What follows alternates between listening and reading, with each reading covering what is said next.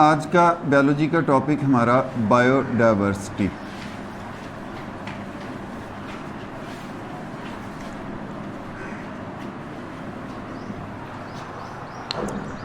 अब ये बायोडाइवर्सिटी है क्या? बायो मीन लाइफ या लिविंग ऑर्गेनिज्म के तमाम जिंदा जानदार। डाइवर्सिटी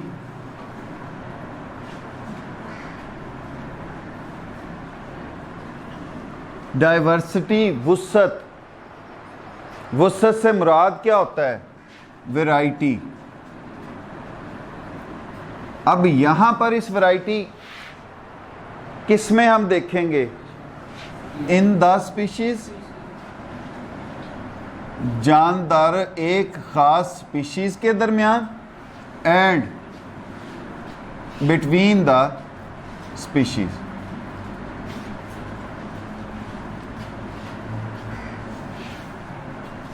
अब इससे मुराद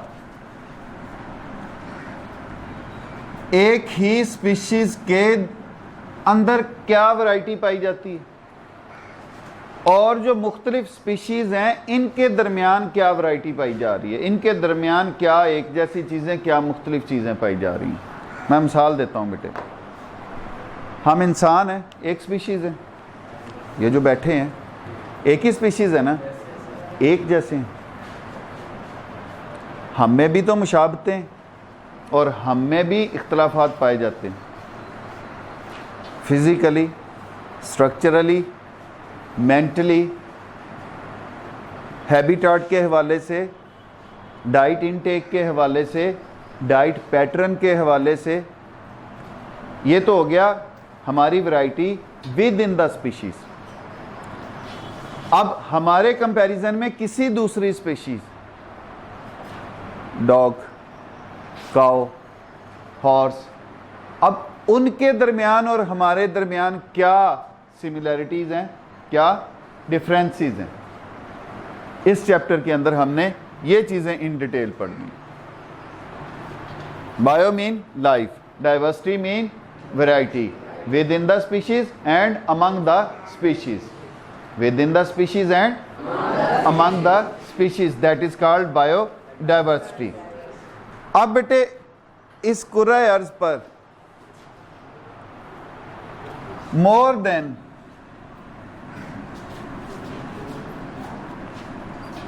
10 मिलियन स्पीशीज आर फाउंड। कितनी? 10 मिलियन की तरह के जानदार इस कुर्रे अर्ज पर मौजूद हैं। लेकिन इनमें से अभी तक जो पढ़े जा चुके हैं वो तकरीबन 1.5 मिलियन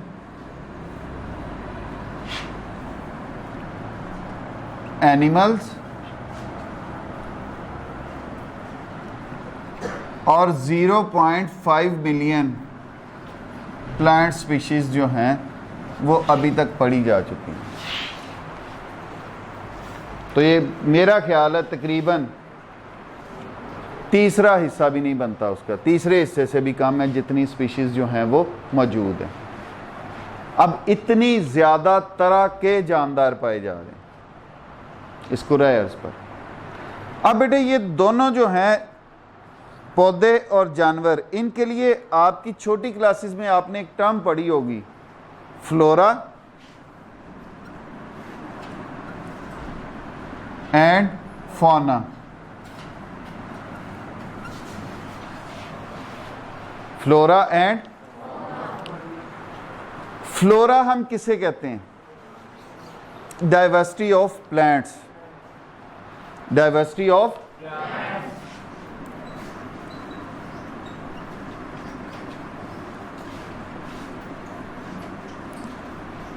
और फौना जो है ये किसको हम कहते हैं?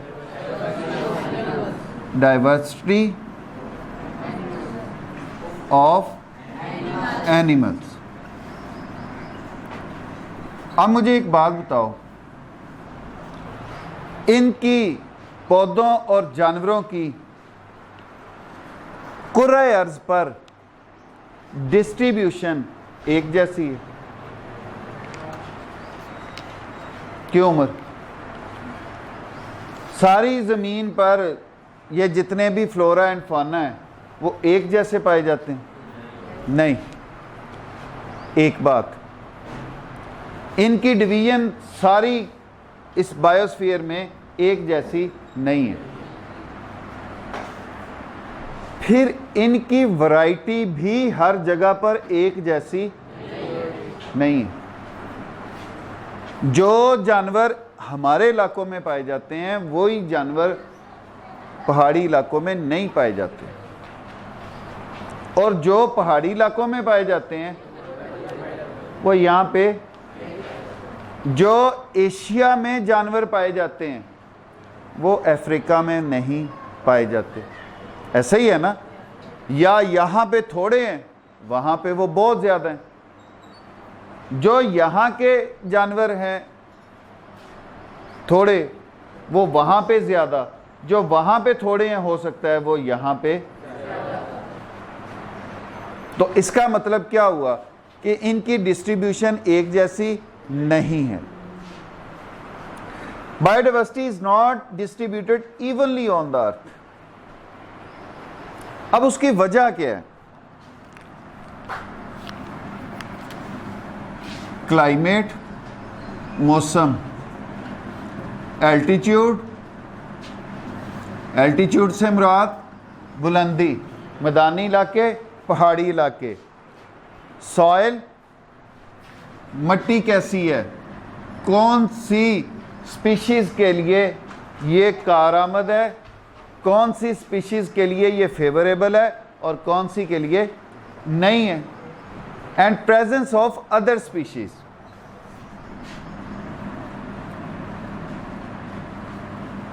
प्रेजेंस ऑफ अदर स्पीशीज़ दूसरी स्पीशीज़ की मौजूदगी डिटरमिन करती है कि यहाँ पर कौन से जानदार मौजूद होंगे। जो सर्द इलाकों के जानवर हैं वो गर्म इलाकों में हो सकते हैं, इसका मतलब क्लाइमेट का इफेक्ट है। जो बुलंदी पर रहने वाले जानदार हैं, अब जैसे जैसे हम ऊपर चलते चले जाते हैं गैसियस प्रेशर कम होता चला जाता है, सांस लेने में तंगी आती है। अब जो ज़्यादा ऑक्सीजन पे सरवाइव कर सकते हैं या जिनको ऑक्सीजन की सप्लाई ज़्यादा रहनी चाहिए वो बुलंदी पे जाके सरवाइव कर सकेंगे? नहीं। और जो वहाँ के रहने के आदी हैं उनको हम ज़्यादा ऑक्सीजन सप्लाई कर दें तो वो भी ठीक नहीं रहेंगे। तो एल्टीट्यूड इस तरह से।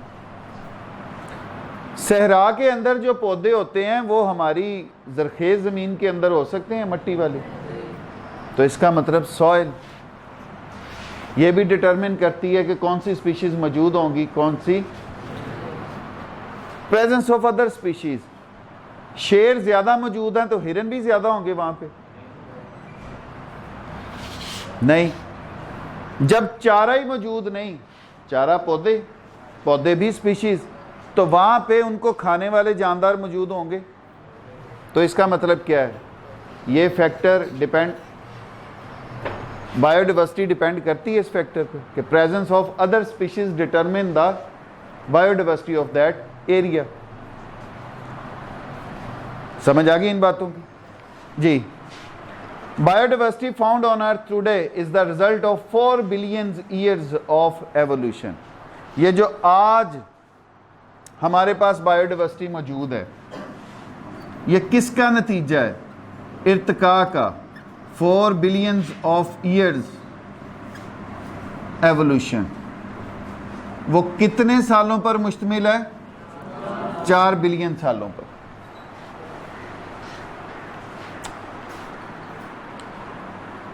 The origin of life is not well known to science. जिंदगी की इब्तिदा कब हुई ये अच्छे तरीके से मालूम नहीं है, डिफरेंट थ्योरीज हैं इसके मतलब। Though limited evidences suggest that until 600 million years ago, all life consisted of bacteria and similar unicellular organisms. वो कहते हैं कि 600 मिलियन ईयर्स अगो इस कुर्रा अर्ज पर सिर्फ bacteria and other similar unicellular organism जो थे मौजूद थे। इनके अलावा और कोई जानदार जो था वो इस कुर्रा अर्ज पर मौजूद नहीं था 600 मिलियन साल पहले।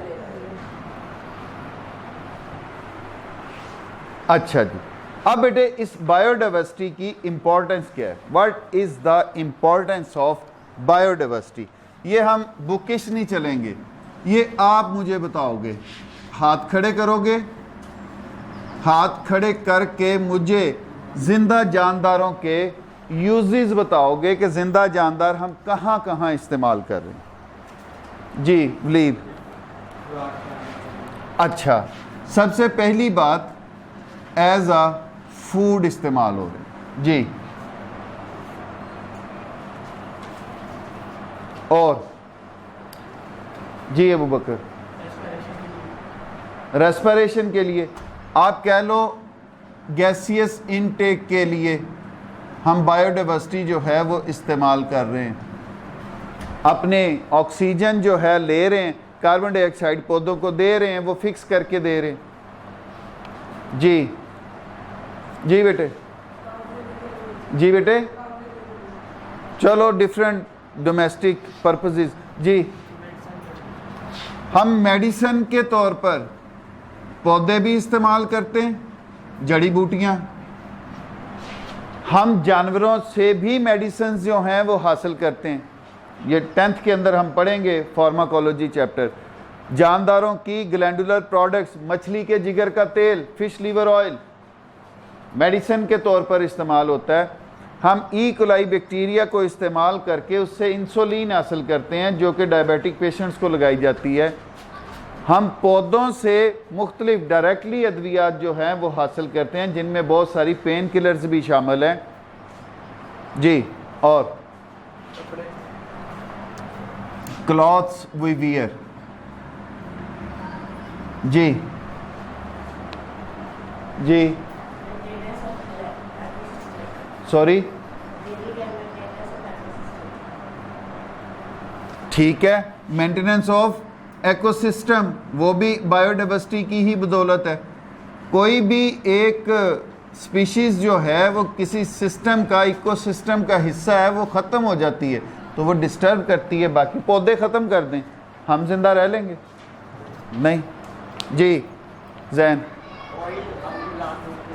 जी, ऑयल आप कह लो फूड्स में आ गया। रबर, ठीक है, वो हम पौधों से हासिल कर रहे हैं। जी,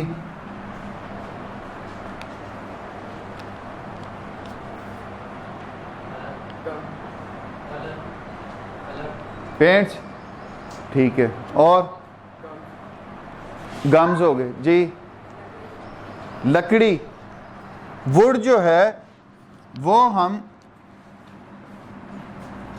हासिल कर रहे हैं किन मकासद के लिए? हाउस बिल्डिंग के लिए भी, स्ट्रक्चरल कंपोनेंट के तौर पर भी, और नुमाइशी तौर पर भी, ऑर्नामेंटल, उनके शो पीसेस बने हुए वो भी तो इस्तेमाल कर रहे हैं।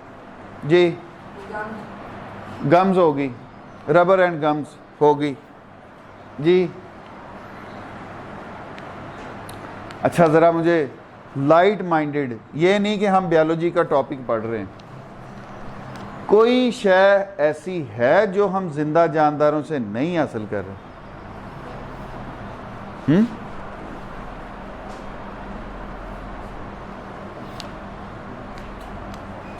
जी जी, वो इसमें आ गया, मेंटेनेंस ऑफ इकोसिस्टम में आ गया। एटमॉस्फेयर हम बायोडाइवर्सिटी से नहीं हासिल करें, एटमॉस्फेयर समथिंग एल्स, वो सिर्फ गैसेस का गिलाफ होता है जो हमारे इर्द गिर्द मौजूद है। Ecosystem much better word for this one. जी प्लीज। हाँ जी, पढ़ने के लिए उसकी इम्पोर्टेंस तो नहीं। सर हमारे इर्द गिर्द हमारे इस्तेमाल की जितनी भी चीज़ें हैं that we get from our biodiversity, हमारी खुराक, हमारे कपड़ा, हमारी मेडिसन, हमारे रहने की जगह, वो भी तो जानदार ही बना रहे हैं। लकड़ी जो हम हासिल कर रहे हैं जानदारों में, अगर हम कोई शय कारखाने में तैयार कर रहे हैं उसको भी तो इंसान ही बना रहे हैं। ठीक हो गया। तो बायोडाइवर्सिटी की इम्पोर्टेंस जो है वो यही है कि हमारी ज़िंदगी का कोई पहलू जो है वो बायोडाइवर्सिटी के बग़ैर पूरा नहीं हो सकता। हमारी ज़िंदगी भी इनकी वजह से है और इनकी ज़िंदगी भी एक दूसरे की वजह से होती है।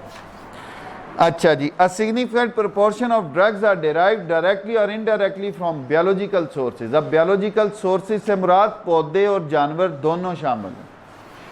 A wide range of industrial materials, building materials, fiber, dyes, resins, gums, adhesives, rubber and oil are derived directly from the plants.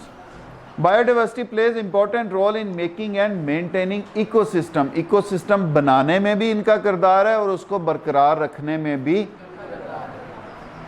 It plays a part in regulating the chemistry of our atmosphere and water supply. Sir अगर biodiversity मौजूद नहीं तो वो हमारी water supplies की और हमारी atmosphere की केमिस्ट्री डिस्टर्ब कर सकते हैं। हम सिर्फ रेस्पिरेशन करते हैं, फोटोसिंथेसिस तो नहीं हम करते। अगर दरख्त सारे ख़त्म कर देते हैं, हमारी उस कार्बन डाइऑक्साइड को कौन अकोमोडेट करेगा? कोई भी नहीं। जिससे क्या होगा? अल्टीमेटली हमें शॉर्टेज ऑफ ऑक्सीजन होगी और पोल्यूशन नहीं। Union laboratory and diagnostic centre. अब आपको किसी भी किस्म के टेस्ट के लिए लाहौर, मुल्तान, कराची या किसी भी बड़े शहर जाने की जरूरत नहीं। अब मियां चन्नू में ही वही मयार आपकी दहलीज पर मुयस्सर है।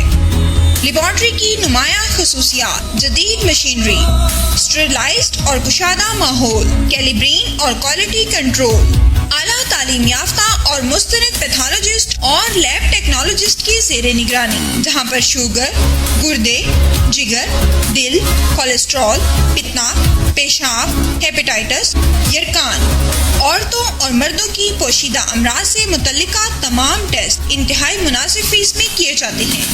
बैरून मुल्क जाने के लिए आर्जी मेडिकल टेस्ट के लिए तशरीफ लाएं। घर से सैंपल कलेक्शन की सहूलत भी दस्तयाब है। जदीद तरीन पैथोलॉजी लैब को दुनिया के बेहतरीन आलात से आरास्ता किया गया है। यहाँ पे तकरीबन लेटेस्ट इक्विपमेंट पैथोलॉजी के सारे हैं। यहाँ पे ये है कि एक्यूट इमरजेंसी में जो भी चीज़ें रिक्वायर्ड होती हैं कार्डियक सर्जरी में, उसके अलावा बाकी कोई एक्सीडेंटल केस ऐसे हैं उनकी रिक्वायरमेंट के मुताबिक सारी चीज़ें यहाँ पे हैं। बेसिक जो हमारे टेस्ट हैं उनके अलावा स्पेशल टेस्ट, हार्मोन एनालिसिस, उसके बाद इनके ट्यूमर माइक्रोबायोलॉजी डिपार्टमेंट, तो तकरीबन सब फील्डों को यहाँ पे कवर कर रहे हैं। Union laboratory and diagnostic centre, Mehar Mohammad Naeem, laboratory manager, biochemist, lab technologist, MSc biochemistry, university of agriculture Faisalabad, BSc medical laboratory technology, Sheikh Zayed hospital, Punjab university Lahore. उसको सुपरवाइज करते हैं और हमारी जो इक्विपमेंट है लैब में वो second to none, top class.